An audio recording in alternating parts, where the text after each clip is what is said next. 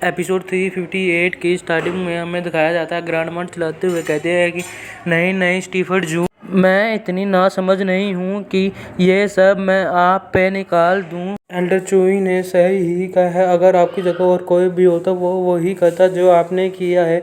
इसमें मुझे आपके ऊपर जज करने का कोई भी राइट नहीं है स्टीफन जू। ये मनुष्य चोर पीड़ित रीजन स्टेट करवाना चाहते थे, वो हमारे बीच लड़ाई कराना चाहते थे। लैंग्वेज चैन ये तो और भी घटिया हो सकता है। मैं इसमें बेट लगा सकती हूँ कि इतने घटिया प्लान के साथ वो ही आया होगा। मंत्र बात कर रही होती है। जूफन इतने अपने मन में कहते हैं कि मैं ही कैपेबल था इनके ट्रेजर को चोरी करने के लिए।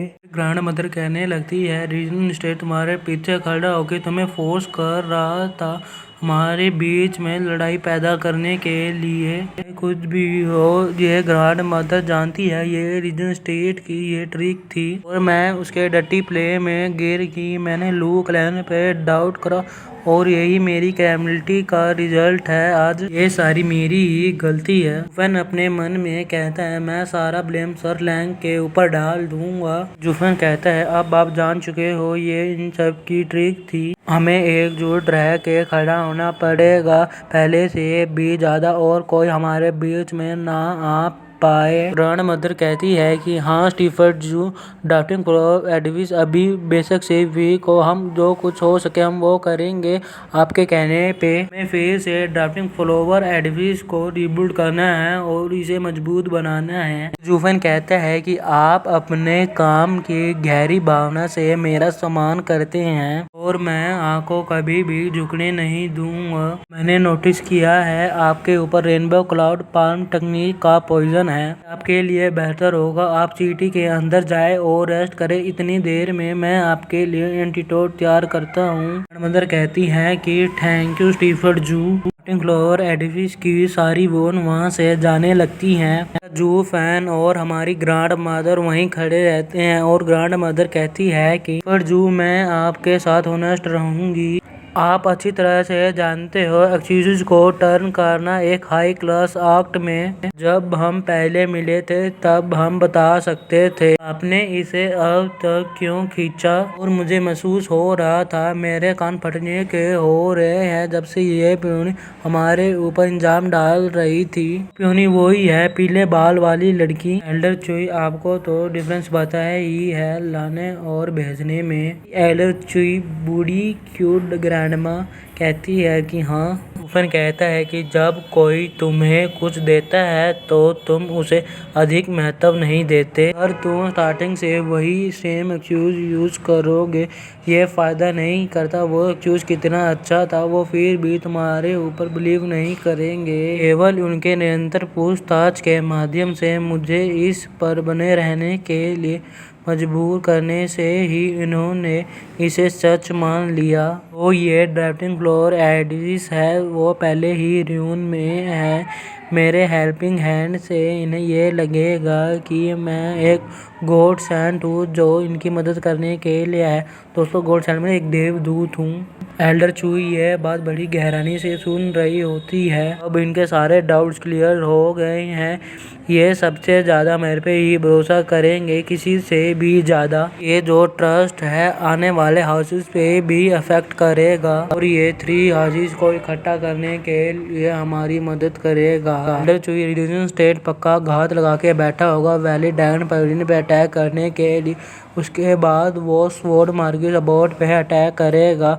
पर अभी के पास एक वर्ड भेज दो उनको, ये कहो कि वो अपना हाउस लीव करके लू क्लैन में आ जाएं। जो होमलेस होंगे वो हमारे ऊपर ही रिलाई करेंगे फ्री में। बूढ़ी क्यूट एल्डर कहती है कि हाँ स्टीफन जू। स्टीफन जू फिर से उम्र, तुम अधिक से अधिक एक दूरत बूढ़ी लोमड़ी की तरह क्यों दिखते हो। जो उम्र होते हैं वो हमेशा सेम रहते हैं। उनकी बातें बड़ी गहराई से सुन रहा होता है। तुम्हारे पास अभी भी 3 हाउसेज है, उन्हें मूव करने के लिए और रुवाने के लिए, अपनी उदारता के लिए। फटजू हंसते हुए कहता है कि वो मैं नहीं हूँ जो उन्हें होमलेस बना रहा है, पर ये सोसाइटी है जो इन्हें होमलेस बना रहा है। ये एक साइन है कॉन्फ्लिक्ट और चार्ज के अपीयर होने का। मैं इसको रोक नहीं सकता। जो मैं कर सकता हूँ, अपने गेट को खोल सकता हूँ उन्हें बचाने के लिए। एल्डर चूही, आप बड़ी जल्दी ही जान जाओगे मैंने उनके लिए क्या बचा रखा है। ये उनके लिए ही अच्छा है। अब मेरा मन करेगा उन्हें इंटीग्रेट करने और उनको री-एजुकेट करने का। सब सारे आराम से बैठ के देखेंगे। आप मुझे कॉमन सी सेंस बता रहे हो उस गाय को थैंक करने के लिए, उसकी 1000 ईयर ओल्ड लेगेसी को तोड़ने के लिए। वो ये अच्छा और ग्रेटफुल स्टीफन जू का ये एक्ट है, वो पक्का एक नोबल मैन की तरह ही है। एल्डर क्यू, ये सब आखिरी में कैसा जाएगा? अब कुछ आपके ऑर्डर के हिसाब से ही जाएगा। मैंने ड्राफ्टिंग फ्लोर एडिफिस की डिसाइबल्स को बचाया था और ओल्ड गाय ने रीजन स्टेट को खाली होने का वेट करा। और बूढ़ी क्यूट एल्डर अपनी बैडस में कहती है कि जब तक वो ड्राफ्टिंग फ्लोर एडिफिस को ढूंढेंगे उनके एंसेस्टर और फेच की बॉडीज। वूफेन भी अपने बैडेस्ट मोड में कहता है, सही कहा। वहाँ से उड़ते हुए जाने लगता है। वो वहाँ से उड़ते हुए कहता है कि एल्डर ली और एल्डर यान वो पेल किंग हॉल पे अटैक करने के लिए गए हुए हैं। आप एल्डर क्यू यहाँ पे उनका रिटर्न आने का वेट करना। तब वो दोनों आ जाएं तो उनको कह देना कि वो मैरीवुड के पास आ जाए।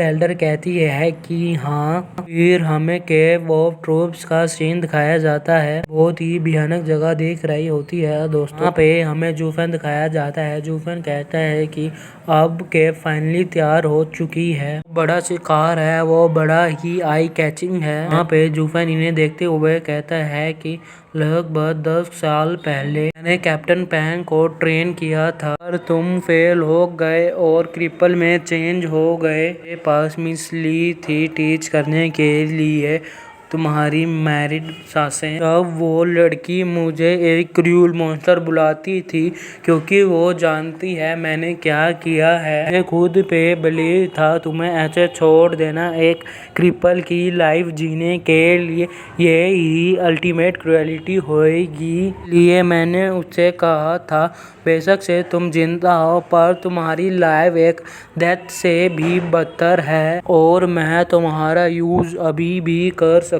हूँ। उसके सर पे हाथ रखते हुए कहता है कि ये टाइम बड़ी ही जल्दी आएगा जब तुम स्ट्रॉन्ग नहीं होएगे, पर तुम अपने टैलेंट के बेस पे अपनी पीक पे पहुंच जाओगे। तुम अंपायर को दिखाओगे कि तुम क्रिपल नहीं हो बल्कि एक ग्रेट वॉरियर हो। दोस्तों ये कितना औसम लग रहा है। इसके साथ मैं अपना क्वेश्चन चल सकता हूँ। वो हंसने लगता है और कहता है कि तुम उससे भी ज्यादा करोगे। हमें बताया जाता है मोर देन का मतलब है एक वाइल्डेस्ट ड्रीम जिसमें तुम लूक लैन के एक स्ट्रॉन्गेस्ट गार्ड बनोगे। तुम लूक लैन के प्राइड और होनर हो। फैन अपने बैडस में कहता है कि वर्ल्ड के गेट्स ओपन कर दो और क्लाउड्स को भी बता दो कि हैवी रेन्स करनी है वॉर की। फैन ने अपना हाथ में बनाया होता है, वो उसको आगे की तरफ शूट कर देता है और कहता है कि अब फिर से उन एशियन सोल को बुला दिया जाए इस धरती पर ट्रैम्बल करने के लिए। दोस्तों ट्रैम्बल का मतलब है कि इस लैंड पे चलने के लिए। जो जूफेन की हाथ की लाइट होती है वो बादलों की तरफ जाने लगती है। जब वो बादलों की तरफ लाइट पहुंचती है वो उस आकाश को चीर देती है। फिर वहां से बड़ी तेजी से पर्पल लाइट आने लगती है, वो भी बड़ी मात्रा में। फिर जब वो लाइट आती है तब जूफेन कहता है कि पुराने एम्परर मुझे अब डर लग रहा है, अब तुम अपनी ड्रैगन चेयर पे काफ़ी समय के लिए नहीं बैठ पाओगे। उसके बाद वो हंसने लगता है। के साथ ही एपिसोड 358 का एंड होता है।